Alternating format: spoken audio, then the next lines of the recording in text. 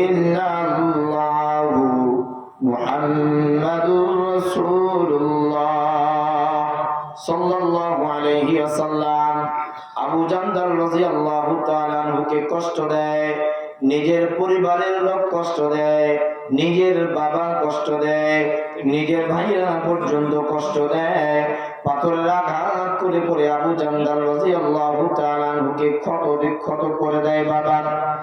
এইদিকে হুদায়বিয়ার সন্ধি হযরত ওসমান রাদিয়াল্লাহু তাআলা আনহুর মাধ্যমে খবর পাঠানো হয়, এই বছরে মুসলমানরা মক্কায় প্রবেশ করতে পারবে না।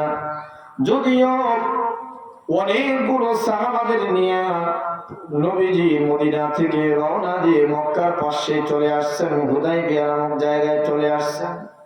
এরপরেও এই বছরে নবীজি মক্কায় প্রবেশ করবে এই অনুমতি কাফেরদের পক্ষ থেকে দেওয়া হলো না। ফারুকে আযম তিনি বলেন, পয়গম্বর আমাদের মক্কায় আমরা প্রবেশ করব, কাফেরদের সঙ্গে আমাদের কেন অনুমতি নেওয়া লাগবে? আল্লাহ তাআলা বলেন, ইন্না ফাতাহনা লাকা ফাতাহাম মুবিনা। হাবিব আমার, অধৈর্য হওয়ার কোনো প্রয়োজন নাই, অধৈর্য হওয়ার কোনো প্রয়োজন নাই। কাফেররা যে শর্তগুলো দেয় আপনি শর্তগুলো মেনে নেন। আমি মক্কা বিজয় এমন ভাবে বিজয় আপনার হাতে উঠায় দিব, অন্যান্য বিজয় পাওয়ার জন্য আপনাকে যুদ্ধ করা লাগছে, মক্কা বিজয় আপনার হাতে এমন ভাবে করে দিব যে আপনার যুদ্ধেরও প্রয়োজন হবে না। জোরে বলেন না সুবহানাল্লাহ। ফারুক আযমকে আল্লাহর নবী ডাকতে বলে, কাইফিয়াত ফারুক, ও মোরে ফারুক তুমি চুপ করো, চুপ করো। আল্লাহ রাব্বুল আলামিন এই মক্কায় বিজয় দান করবে আমাদেরকে, এমন বিজয় দান করবে আল্লাহ তাআলা কালামে পাকের মধ্যে সূরা ফাতাহ নামক একটা সূরাই নাযিল করেছেন। জোরে বলেন না সুবহানাল্লাহ। আল্লাহ তাআলা বলেন, ইন্না ফাতাহনা লাকা ফাতহাম মুবিনা। হাবিব আমার, মক্কা বিজয়টা এমন বিজয় আমি আপনার কাছে দিয়ে দিব, আমি ঘোষণা আগেই করে দিলাম, এটা একটা প্রকাশ্য বিজয় আমি আপনার হাতে উঠায় দিব, অধৈর্য হওয়ার কোনো প্রয়োজন নাই। হুদায়বিয়া নামক জায়গায় ওরা যে সন্ধিগুলো আপনার সঙ্গে করতে চায় সন্ধি করেন, কোনো অসুবিধা নাই। বহুতগুলো সন্ধির শর্ত ছিল বাবা, তার মধ্যে এও শর্ত একটা ছিল যে কোনো কাফের যদি মক্কা থেকে মদিনায় গিয়ে ইসলাম কবুল করে তাহলে তাকে ফিরে আবার মক্কায় পাঠায় দিতে হবে, মক্কার কাফেরদের হাতে তুলে দিতে হবে। পক্ষান্তরে মদিনা থেকে যদি কোনো মুসলমান মক্কায় চলে আসে তাহলে মক্কার কাফেররা আর তাকে ফিরে দিবে না। সন্ধিটা কি ভালো ছিল? চুক্তিটা কি মুসলমানদের পক্ষে ছিল না হিন্দুদের, মানে যারা ইহুদি নাসারা কাফের ছিল তাদের পক্ষে ছিল? এদের পক্ষে ছিল। কিন্তু আল্লাহর নবী দেখলেন কোন মানুষ যদি মুসলমান হয়ে মক্কাতে নয় বরং মদিনাতে যদি কেউ মুসলমান হয়ে আমার সংস্পর্শ লাভ করে, এতটুকু বিশ্বাস, সে যদি মুনাফিক না হয় তাহলে সে কাফের হবে না। জোরে বলেন না সুবহানাল্লাহ। আল্লাহর নবী এটা মেনে নিবেন ঠিক এমন সময় ফারুক আযম লাগতে বলে, হুজুর এটা মানা যাবে না, এটা তো পুরাপুরি বিরোধিতা চলে। কাফেররা যদি মদিনায় যায় মদিনা থেকে তাকে ফিরায় দিতে হবে, পক্ষান্তরে মদিনা থেকে যদি কোনো মুসলমান মক্কায় চলে আসে তাকে আর ফিরায় দিবে না। এটা অহেতুক একটা একতরফা সন্ধি চলে, একতরফা চুক্তি আমি মানতে পারি না। চুক্তিগুলো হইতেছিল ইতিমধ্যে হযরত আবু জান্দাল রাদিয়াল্লাহু তাআলা উনার কানের মধ্যে সংবাদ পৌঁছে গেল। তার ভাই বলল, আবু জান্দাল তোমার নবী হুদায়বিয়া নামক জায়গা পর্যন্ত এসেছে, সাহাবায়ে কেরামদেরকে নিয়ে এসেছে। ও আবু জান্দাল ভাইজান, তুমি নবীর মহব্বতটা ছেড়ে দাও, কালিমা ছেড়ে দাও, কাফের হয়ে যাও, তাহলে তোমাকে আঘাত করা আবু জান্দাল মহান আল্লাহ রাব্বুল আলামিনের কাছে মনে মনে মন থেকে ডেকে ডেকে বলতে থাকলেন, মালিক, আমি তো আমার পরিবারের কেউ ইসলাম কবুল করে নাই, শুধুমাত্র আমি ইসলাম কবুল করেছি। ও আল্লাহ, আমার পায়ের মধ্যে বেড়ি, হাতটা বাঁধা, আল্লাহ তুমি আমাকে তৌফিক দাও। আমার মন চায় আমি এই জায়গা থেকে তোমার হাবিব পর্যন্ত যাব, হুদায়বিয়া নামক জায়গা পর্যন্ত যাব। হুদায়বিয়ায় গিয়ে তোমার হাবিবের সঙ্গে আমি একটু সাক্ষাৎ করব এবং ওনার কাছে আমি গিয়ে আবদার করব, আল্লাহ রাসূলের কাছে গিয়ে আমি আবদার করব, আল্লাহ তুমি আমাকে তৌফিক দিয়ে দাও। দেখবেন বাপজিরা আমার, যখন আপনি বিপদে পড়েছেন, মহা বিপদে পড়েছেন, উদ্ধার হওয়ার কোন রাস্তা আপনি পাইতেছেন না, দুনিয়ার সমস্ত রাস্তা বন্ধ হয়ে গেলেও হঠাৎ করে কোন একটা রাস্তা এমন ভাবে বের হয়, এমন বুদ্ধি মাথার মধ্যে চলে আসে, বুদ্ধি দেয় কে? দেখবেন রাস্তা একটা তৈরি হয়ে যায়। হযরত আবু জান্দাল রাদিয়াল্লাহু তাআলা মনের মধ্যে আসলো, আবু জান্দাল হাতটা তুমি নড়াইতে থাকো। হযরত আবু জান্দাল রাদিয়াল্লাহু তাআলা হাতটা নড়াইতেছিলেন। বাবা, হাতটা নড়ানো অবস্থায় আবু জান্দাল রাদিয়াল্লাহু তাআলা আনহুর হাত যে বাঁধা ছিল, হাতটা আস্তে আস্তে দড়িটা ঢিল হয়ে গেল। দড়ি যখন, রশি যখন ঢিল হয়ে যায়, আবু জান্দালের ডান হাতটা রশি থেকে বের করতে পারে, এরপরে ডান হাত দিয়ে বাম হাতের রশিটা খুলে ফেলায়, কিন্তু পায়ের মধ্যে যেই বেড়ি, এই লোহার বেড়িটা খুলতে পারে না। এই বেড়ি অনেক ওজনের বেড়ি ছিল বাবা। বেড়ি যার সঙ্গে দেওয়া হয় এটা ছিল অনেক ওজনের বেড়ি। এটা স্বাভাবিকভাবে একজন মানুষ মাথায় করে নিয়ে হেঁটে চলতে পারে না, এটাই কিতাবের মধ্যে ধরা হয়েছে। কিন্তু আবু জান্দাল রাদিয়াল্লাহু তাআলা আল্লাহ যদি কাউকে সাহায্য করেন তাহলে কি তার কোনো অসুবিধা থাকে? আবু জান্দাল রাদিয়াল্লাহু তাআলা এমন ভাবে উনাকে সাহায্য আল্লাহ তাআলা করবেন, ইনি তো সাহাবা, সাহাবাদের পরেও শুধু এই সাহাবা নয়, বরং মুমিনরাও আল্লাহর কাছ থেকে সাহায্য পেয়েছে।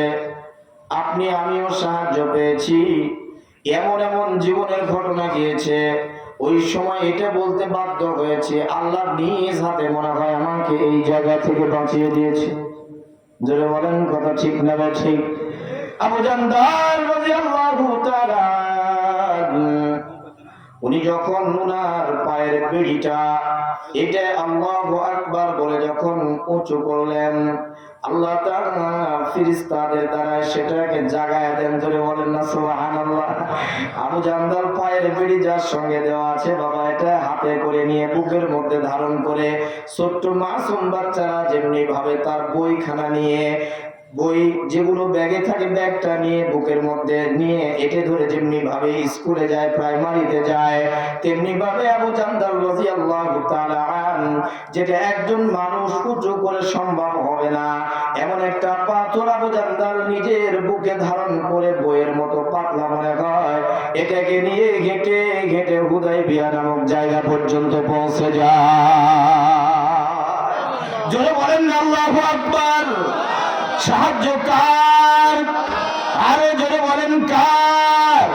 সাহায্য হলো আমার মালিক আল্লাহ।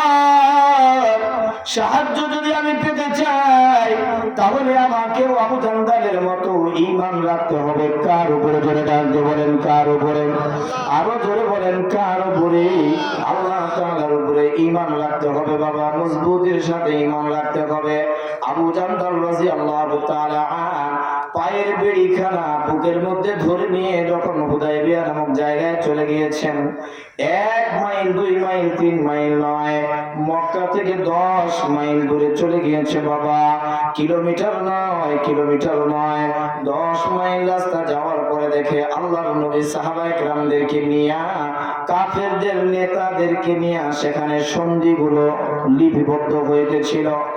ঠিক এমন সময় আবু জান্দাল রাদিয়াল্লাহু তাআলা রাসূলের পাশে গিয়ে যখন দাঁড়ায়, নবীজি তো চিনতে আর বাকি রইল না, মুখের দিকে তাকায় বলে, তুমি আবু জান্দাল না? বলে, হ্যাঁ হুজুর আমি আবু জান্দাল।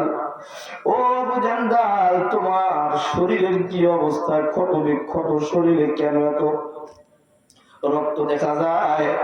আবু জান্দাল চোখের পানি ছেড়ে দিয়ে বলেন, পয়গম্বর, কালিমা গ্রহণ করার কারণে, কালিমা পড়ার কারণে, আপনার উপরে ঈমান আনার কারণে, আল্লাহ তাআলার উপরে ঈমান আনার কারণে আজকে এই দশা আমার নিজের বাবা এবং ভাইরাই করেছে। আল্লাহর নবী আবু জান্দাল রাদিয়াল্লাহু তাআলা আনহুর চেহারার দিকে তাকায় চোখের পানিগুলো ঝরঝর করে পড়ে যায়। আবু জান্দালকে ডাকতে বলে, আবু জান্দাল, আয় আয় আয়, তুই আমার পাশে আয়। আবু জান্দাল যখন বসছে, আল্লাহর নবী মাথা থেকে নিয়ে পিঠ দিয়ে হাতগুলো বলাইতেছিলেন। আবু জান্দাল বলি, আল্লাহ, আল্লাহর কসম করে বলি, আমার শরীরে এত ব্যথা ছিল, আল্লাহর নবী হাত দিয়ে যখন হাতটা বলায় দিয়েছে, আল্লাহ তাআলা আমার শরীরের পুরা ব্যথা দূর করে দিয়েছে।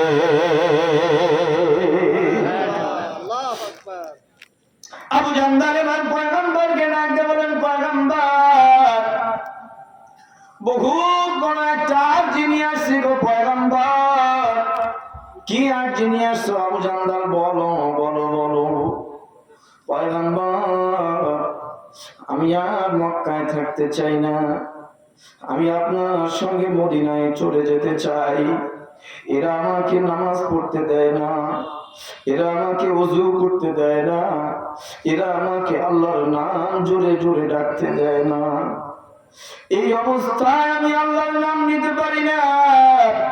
আমি আবু জান্দাল, আমার মন চায় বাকিটা জিন্দেগি আপনার চেহারার দিকে তাকায় তাকায় কেটায় দিব। আমি আমার আল্লাহ রাব্বুল আলামিনের প্রেমে হাবুডুবু খেয়ে খেয়ে আমার জীবনটা কাটায় দিব। ও পয়গম্বর, আপনি একটু দয়া করে আমাকে মদিনায় নিয়ে যাবেন নাকি? আবু জান্দাল কাঁদতে কাঁদতে কথাগুলো বলতেছিলেন। আল্লাহর নবী আবু জান্দালের কথা শুনে আল্লাহর নবীর চোখ দিয়েও পানি বয়ে বয়ে পড়ে যায়। আল্লাহর নবীও কাঁদেন, আল্লাহর নবীর কাঁদা দেখে সাহাবা کرامরাও কাঁদছেন। মনে হয় যেন সেখানে একটা কান্দার হিড়িক পড়ে গিয়েছে। আল্লাহর নবী আবু জান্দাল রাদিয়াল্লাহু তাআলা আনহুকে ডাকতে বলে, আবু জান্দাল, উসকুত, তুমি একটু চুপ করো, আর কথা বলো না, তোমার কথাগুলো আমার দিলের মধ্যে আঘাত করছে। কাফেরদেরকে ডাকতে বললেন, তোমরা তো আমার প্রতিবেশী ছিলাম, আমি তো তোমাদের কারো ভাতিজা নাকি, কারো ভাই নাকি, আমিও তো, আমারও তো ওইটাই দেশ ছিল, আমারও তো মক্কা ওই জায়গায় আমার জন্মস্থান। তোমরা আমাকে চেনো, আমিও তোমাদেরকে চিনি, আবু জান্দালকেও তোমরা চেনো।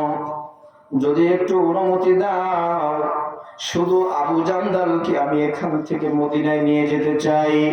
কাফেররা ডাক দিয়ে বলে, ও আব্দুল্লাহর ছেলে মুহাম্মদ, মনে করেছিলাম ওয়াদা রক্ষা তুমি ইসলামের আবির্ভাবের পূর্বে যেমনি ভাবে করেছ, মনে করেছিলাম তুমি এখনো তেমনি ভাবে ওয়াদা রক্ষা করবা। এখন দেখছি না না না না না না, তুমি তো ওয়াদা রক্ষা করার মধ্যে তোমাকে আমরা পাইতেছি না। আল্লাহর নবী বলেন, এখনো যেহেতু চুক্তিপত্রের স্বাক্ষর হয় না, উভয় পক্ষের লেখালেখি চলতেছে, শর্তগুলো লেখালেখি চলতেছে, এখনো দুই পক্ষের স্বাক্ষর গুলো হয় নাই। সুতরাং এমত অবস্থায় যদি তোমরা শুধুমাত্র আবু জান্দালকে একটু যাওয়ার অনুমতি দিতা তাহলে বড়ই ভালো হতো। কাফেররা বলে, না না না মুহাম্মদ, না, এটা কখনোই আমরা মেনে নিতে পারি না। ও বাপজিরা আমার, আল্লাহর নবী ওই আয়াতের দিকে লক্ষ্য রেখে, ওয়াল্লাযীনা হুম লিআমানাতিহিম ওয়া আহদিহিম রাউন, ওই আয়াতের দিকে লক্ষ্য রেখে আল্লাহর নবী আবু জান্দালকে ডাক দিয়ে চোখের পানি ছেড়ে দিয়ে বলে, আবু জান্দাল,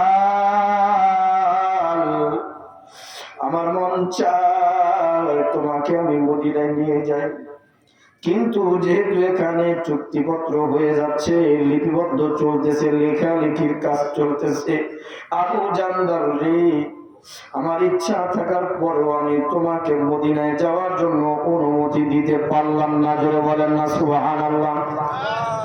এটাই ছিল বাবা মুসলমানদের ওয়াদা।